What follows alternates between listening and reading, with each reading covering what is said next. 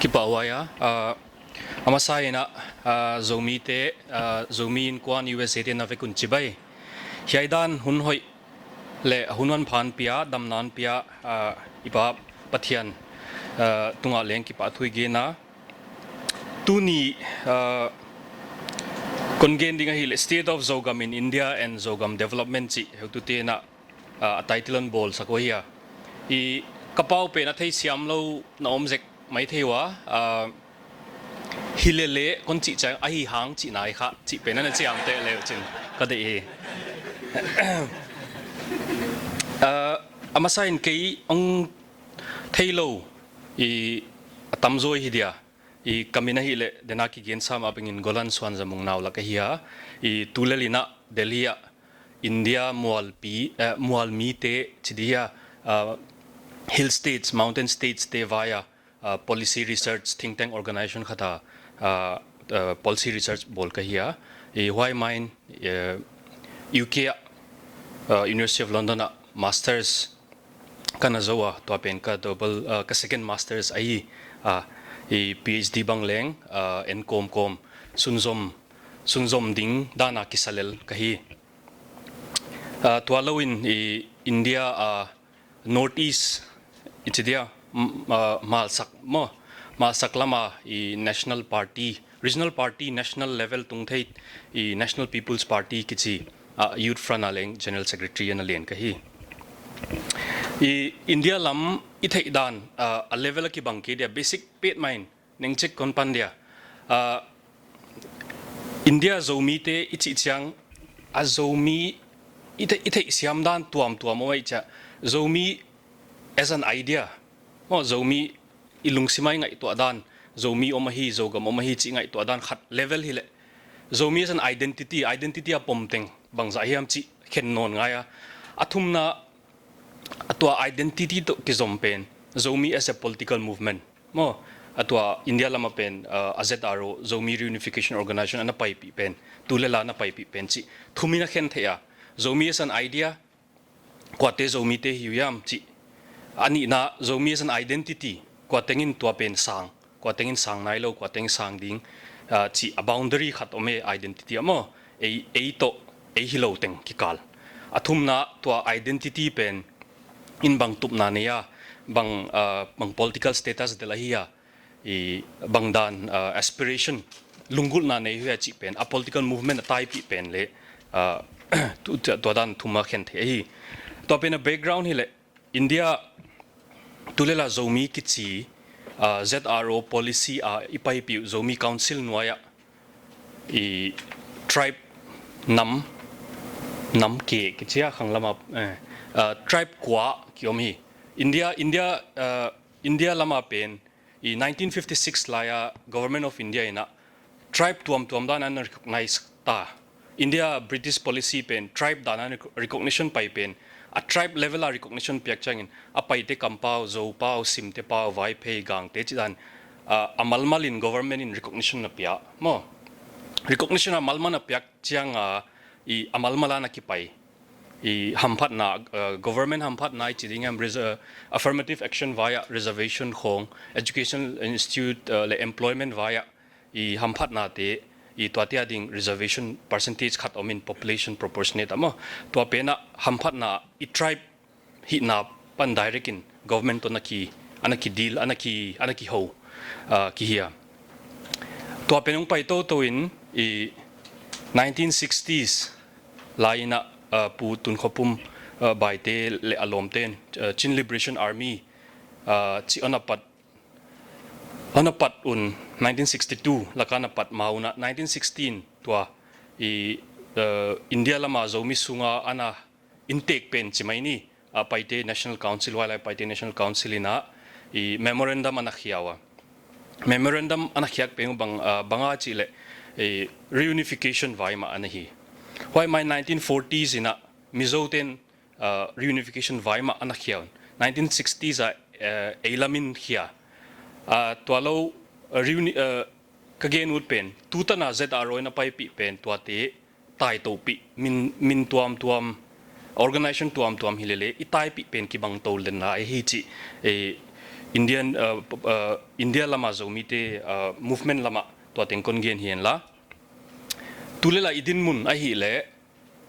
tribe kwa omte na I omna Manipura atam zo pen Churchandpur district tampin lamka ai thei a hiya to lo tamlo Chandel district to More lam a omwa Mizorama I sialkal tang laga I omwa to lo Assama tamlo le metropolitan cities Delhi Bangalore New Bombay chitia tampi omwa I tulelina politics I MLA thum ineiwa I singat le than lon le Churchandpur lamka constituency hiya khatwei teng li nei hun le om hi I tu tung pen ali nei seknau pen unaw vai peite tamna deu hiya henglep district tulelina unaw tha do kampau jang te mo kuki te na abang khatwa thum pen ya secure chini a hi disa hiya while why pen MLA chi pen state level MP mo Manipur ahia to lawina Mizoram I fu chiang chini ipan fu chiang ina MLA nga tan bang kinai zo hi member som li laka mo I kitam lua hi keilele I influential thamma ma I tom tuka dena hetunu pimang nang gen dan dewa iminam agenda iminam issue ma iminam party iminam platform igen chiangin kitom lele I king akumpi kelele kingmaker ki thai kingmaker din munale ki om thai a hi na hi movement pai pen hi apai to sem lungkelawai pai to sem ki phamo ma India lama le chi kon gen hi en la to lawina India Churchandpur district council kineya district council pen tulela member somni leli lak omna eilam chini azomi pomte ma azomi tribe te ma ki hat pen line I to district minister in charge bang eyama hin Manipur pumpia cabinet minister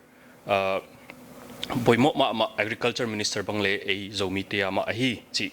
kon thei sakien lan Mizoram a hi le sialkal tangdung sialkal range development council chun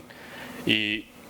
to pen the council dana ki upgrade ina Khamasa May to 2019 to kumaina chief minister Puzoram thangaina I Delhi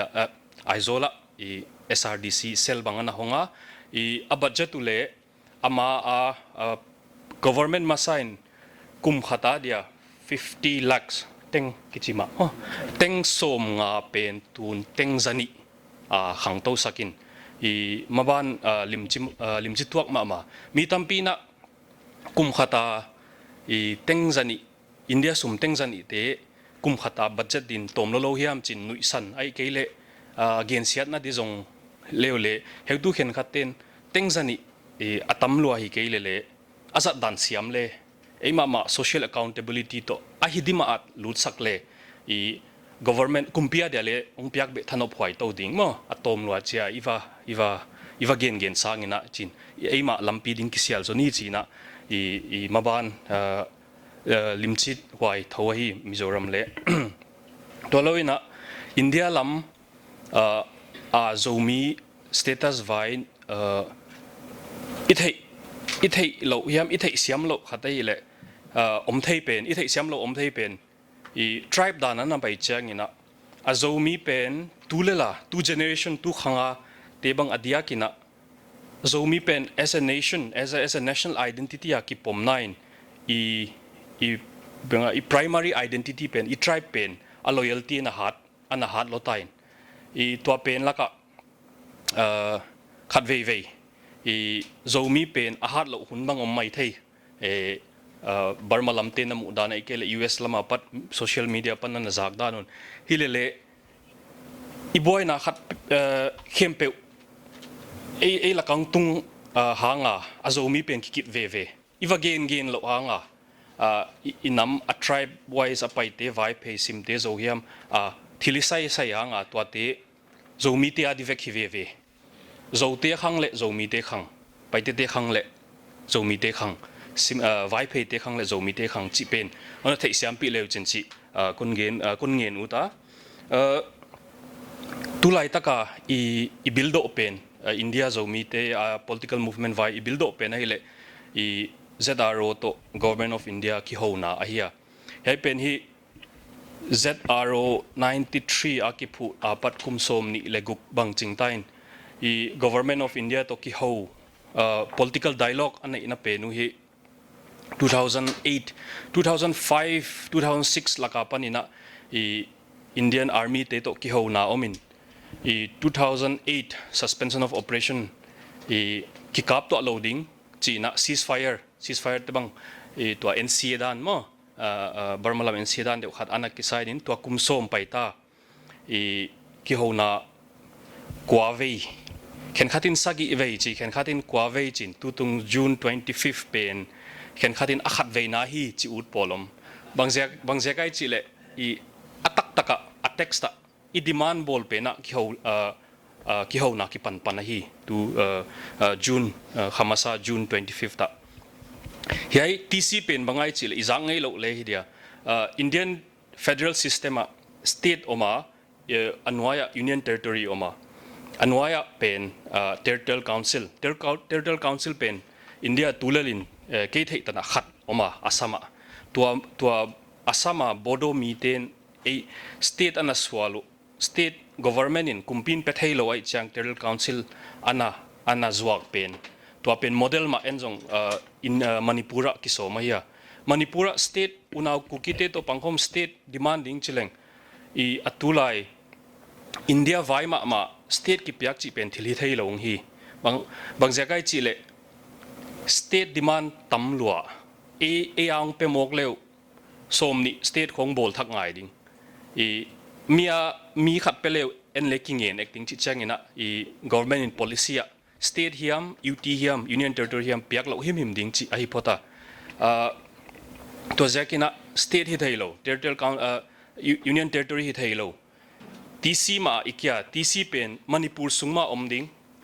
hilele ki vai puak na pen autonomous thing a le in ki self governing body mo self governing administrative body acha Manipur sungma omdi hilele a zoswan te una kuki de to pangkhoma Manipura iten na teng a inhabited areas teng abik taka Churchanpur le Chandel le I unaw tha do te tamna Sadar Hills lama teng to ateng thum ki goma territorial council bolding to penin I subject Indian federal system hi subject to am to ma subject khen khat union in a khoi thei union ke na khoi thei finance kong communication defense chi teoma state in a khoi thei omno na agriculture chi khong education chi dan to da na ki khena hi to pen state in a khoi thei tampi te en Manipur kumpia pan ot territorial council in lato di chi aya to pen muthei bang hile pangkhoma muthei bang khile political status khat hiding in to political status apat imaban ki gen thei panding ahia India lam pena boy huai na chimaileng tulalin I political demand ichi leadership to mi pi ki kal gap omhiam chi hun tamma ma ina movement a hi na I galkap chini thautoi movement pen I support ki poimo support ipoimo to ka civil society na support depend I na kisem zo lo I idai banga na kisem zo lo in India kumpi mindset ichiria amau thinking pen khatwei I aban lo ki hiai lek ai kele aban selwa en leki mol pi ki ya ki khatwei thei but lo hun tamma ma I vai putek te to ki ho ya amau akuma kolam genan achalak mo hey cunning ma to dan ma te to ki ho ya mau Indian politician ni chi te senior ma amau mi pi apei danu to India pumpi a control danu I etle tang thu ngai no phoi pi khat hi atwa te to ei azomi te itom hanga to te ki ho pen diplomacy bang kita sam khat ve lobbying kita sam US lama lobbying na sama ma lobbying as a profession hiala mina hi penu ei lama to dan kita sam na sep ding pen tamma ma hilele to kom kala hi tan itun bang le thupi loin I Territorial Council bang pangkho ma muthei zen hi le khen khat ten against ten Territorial Council mu cha ibuai ki pan ding hi chiwa a hi di hia a hi ke dia ki gen thai lo hilele I political status khat mu phot muhim photin I dai kai masale chi a hi da Territorial Council nong ong achieve pi di bang hia mi chi le dai ong kai pi ding to 2015 laina I Manipur lam India lam kana buai ekwa zomi te Manipur government ina bill thumong pass kum to bill te na igam leitang nei na ma leng ong su sak thei azo a identity ma si idai pin kip zolo hi chiang ma tu lelin ong khoi ke ma leo ong claim sak ke ma leo direct in I au thun wa ta to dan 2015 na bill khatong bol ziawa I ong la sak thei din muna ong hi na hi alau thong bai ma to pen khathile Mizoram lama panmun all long dikhia ya Manipur le to TC bai una kukite to pangho mina banghia mudin iki lamena panpi panhom kai sanga panhom bel voimo mo chi ithei sa hi tolo development vai geni leng India ina early 90s but look east policy anachia Islam ASEAN countries teng to trade bon hoi ding chi pen tuna Act East policy chi na abang khatawa a khektawa Act East policy a tuna more zo khothar chi kong ri lam le be ya ma le amit swanwa hei pen hi a olmo wai chini oma khat pen Act East policy um hat le igam tutana igam chi ikek bit pen bangtan I control zo lai da chi ke thailo azia tulela Northeast India in ezo meeting effect na ong phai khak na khilong tung forces ong tung pen dena ED pun again na global village na lo hita global capital tampiong company lian PPTM toate force pen political mobilization na hat kile puk se disagen hi 2009 2011 lakina igama thao tu yung nuwa company te na oil exploration ng bol so oil exploration bol so siang na to example apat political mobilization as a zomi hiya mai kele as zo sida na apoy mo na hong lang bang zagai chile oil exploration hi chang na agam nei tu pa yam chung dong masaw agam nei tu te tulela Manipur house te tampi tak amuna tengon lo kopi ko on ta hi Amipi akwa omte consent hello house te consent data oil expression boarding chiam kwate company am to wildlife zomi human rights foundation in panasta kinan la to on looting company te kwate am chile London Stock Exchange ko nga listed no share niya listed te ko nga hiwa en inang zo walo sumin lay nang zo walo tuni izo le zing chang izo lo tingana hi asum to kumbia lay zo dalo to ong pang tak le en idal zo lo ding chi chiam waila ka inai sun imi ipan khop na unity pe ne ya de gal bang pe nong swak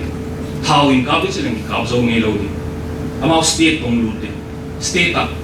sum kin chini contract ball kin en mi tamlo chicken ina ka ai kele ina dal pe nu khat ve ni be ki dal zo le so ki dal zo ding chi chiang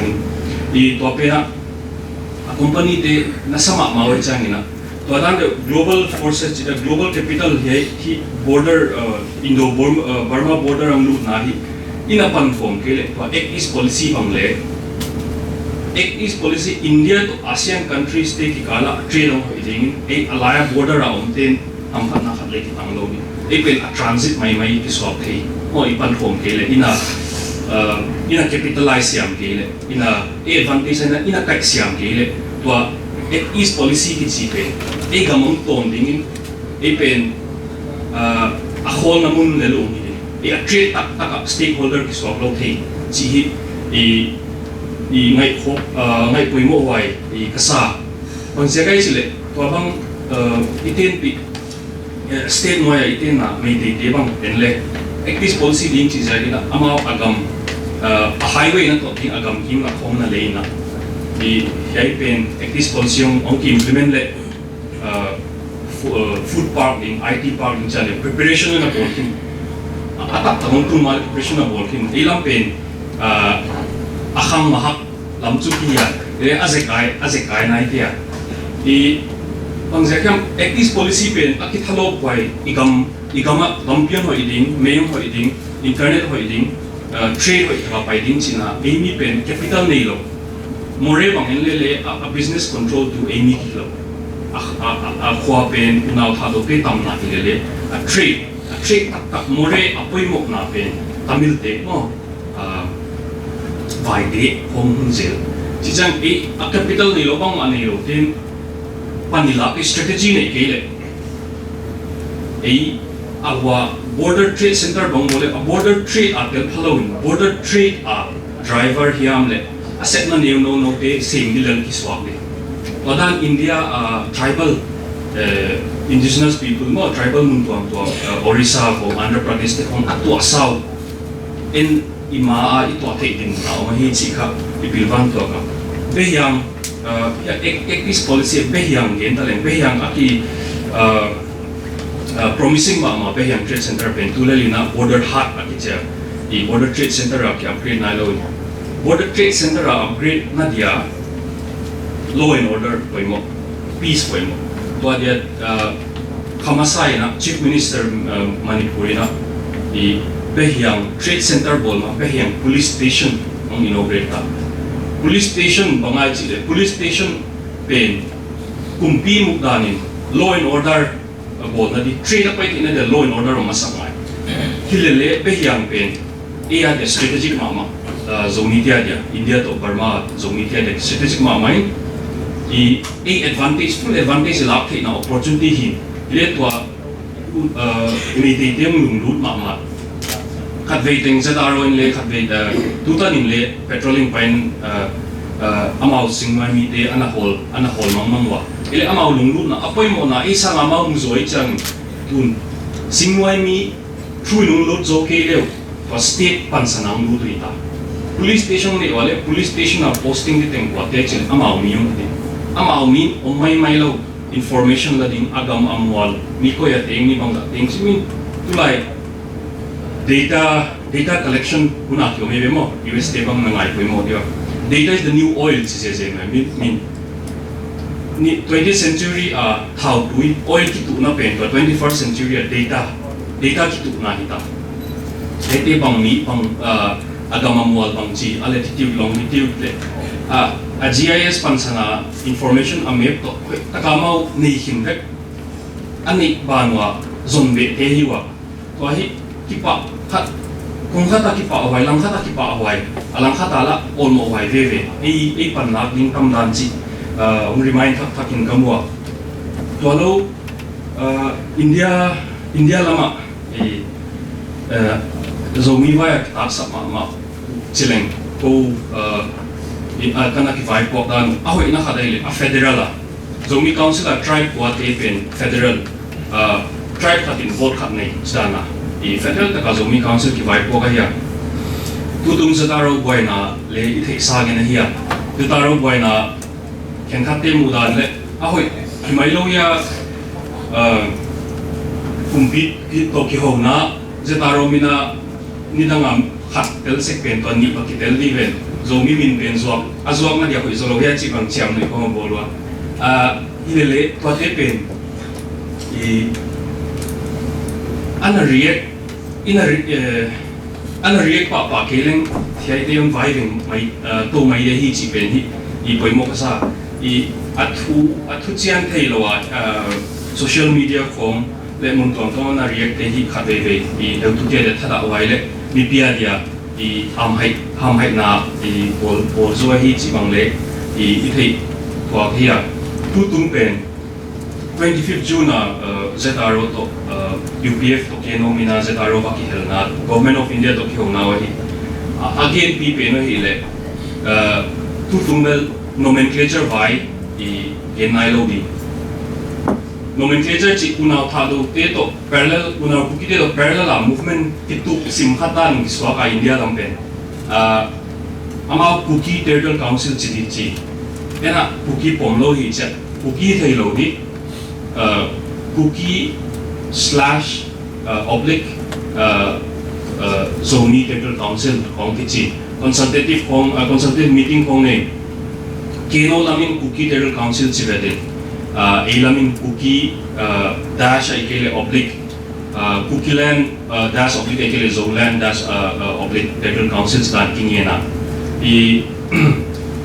a number sale amount tamzo Zomi te bangza ayam khatweve dena again data koi modan khatweve do Zomi phonetic ichidia ei lakale aking wal awang lo ki tamma mai Zomi na hai piloin ilombo tengbang le to gap was over I to pen a data le Manipur population is 27 teng so ni le sagi la khoya waya Zomi ki chite teng khat le kim la khom lel hi be tom dan mo I tom dan le ki remind je mai I hat na ke hilo I chu chi ge le hat pen ki sak no mai chamo 27 lakhs 2.7 million to laka Mizoram pen ni etle 1.1 million Khonghaya population. Tolaka Zomi, Chileng area the Chini Achampai area, northeast Mizoram Laka area pen. Kitoma my population 50,000 length to loading Chitadi. Topen itin a reality to open ya topan sadna panila tutan itung pen bang to be ma chizoping. Tua bana Panghong Zo Lai Le Hasali Hazo Taylai in Hitsi. Let it all not being King Siat Nahiam, King Tanem Nazang Loa.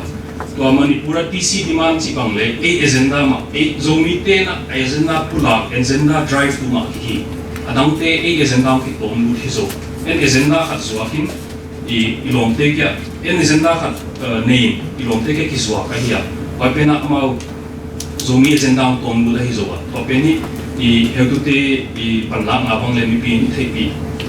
itum na chiang mo ithaipi poimo ma kasa toda ni na I Zomi pen India na setting tam lai ma I a basic pen ma kyom lai barmalam pen Zomi mina party khong nei ta hecha akip ma khatoma India lam pen Indian political system a party lian Delhi level a party pe hongki hanchang ina I regional party egele minam party pen hi nailo hi na I movement pen hi ngai to vai mama on mo vai mama chi dai vai teng hi kunge ipung laya ahom sembe dam diala zuya mai o khangai mo khatam bang ipamang Waltum kuan na loge Tanichi arsi koma Pangtan loe Pangtan loe Ikhang chao tui Luan gin kichi Akai nama Luan gin loe Luan gin loe Sulul bang buang itu mah Itung sulha bang talichi Simpoma bang tanome bang tanoe Ikhang chao tui Luan ginchi Akai tama Luan gin Luan gin Toma sa penay Itung sulha bang talichi Arsin Boma, Bangtan Noe, Bangtan Noe. Ikhang Chao Tui, Luan Gin Chi, Atay Tama, Luan Gin